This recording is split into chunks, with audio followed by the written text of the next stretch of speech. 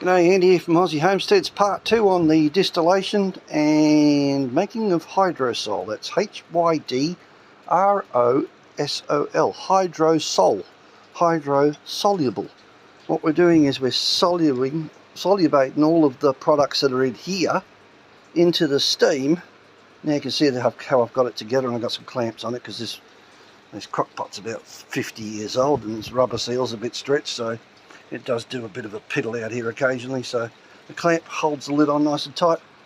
So the steam comes up through the centre of that two big 25mm nuts, and all I did was get a bit of threaded rod that fitted in the middle of the two nuts and drill I think it's about a 10mm hole, 3/8 hole through the middle of the threaded rod, and then I just connected the two nuts on the top of the lid and the bottom of the lid and put some fibre washers on there just to resist the heat. Now the steam comes up that pipe, and there's the weak link, because that's only very, well, not very tight at all, but yes, there is a safety valve there. It's set for 10 pounds. 10 pounds of pressure is nothing. This hose one will barely take 10 pounds of pressure, because as it gets hot it gets very soft, and if the pressure builds up too much, and it'll just go and pop off there, because this is a 1/2-inch copper line, standard stuff they use in houses. This water gets hot because what we're doing is we're passing the steam through here, and it's creating a liquid, and then that liquid will cool and it'll come up through this pipe and fall into this container here. And this has been running for about 30 minutes since my last video, but it does show you how it's all together. Now what we're chasing is cleaning products. Free, 100% natural, no chemicals, absolutely nothing but a beautiful water and beautiful scent. That is 100% pure. So what happens is this steam then becomes a liquid, and it starts to drip into here. And in the next video I'll show you when this thing starts to run.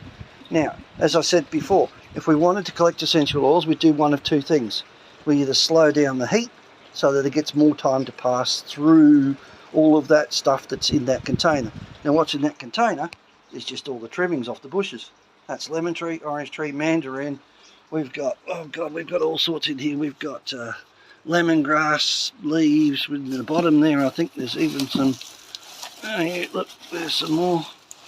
That's pineapple sage. You can basically, anything you can smell, like mint's really good. Mint actually has a lot of oil in it. And what we're doing is busting the cells using steam.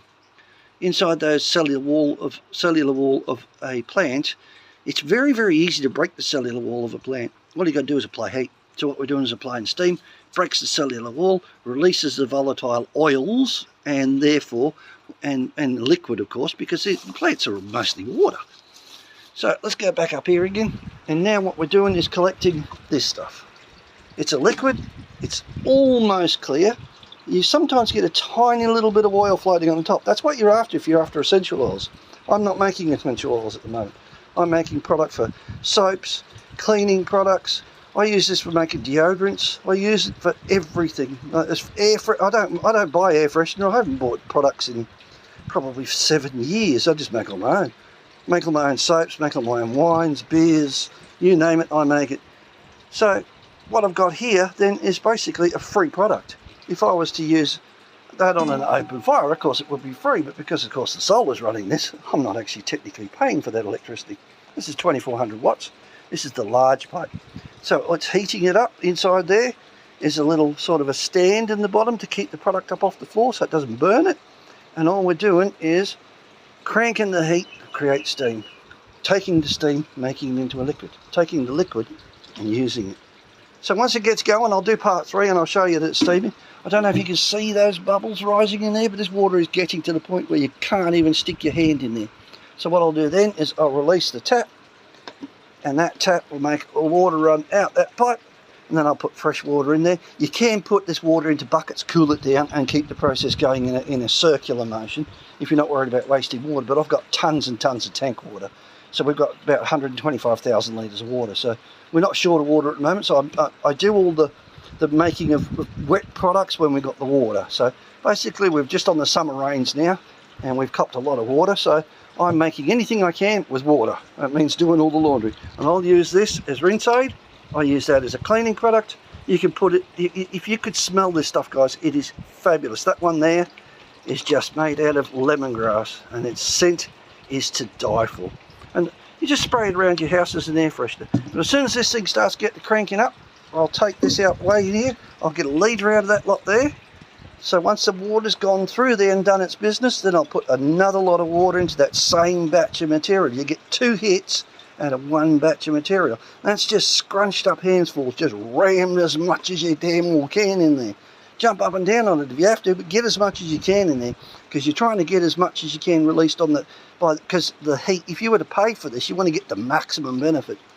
So what we've got now is we'll do the first lot, then we'll let it just cool down for a few minutes, crack it open, and then put in another lot of water, bring it back up to temperature again, and that'll get us the second part. We'll get the first part, the 1 litre from the first go. We'll get the second part of the litre from the second go, but it's the same materials. So there you go, just thought I'd share that with you, and once it gets cranking and starts dripping out the end of there, I'll show you the rate that's coming out of it. That'll be part 3, because I'm rubbish at bloody editing, so I just do them in little short videos. Hope you enjoyed it. See ya, bye.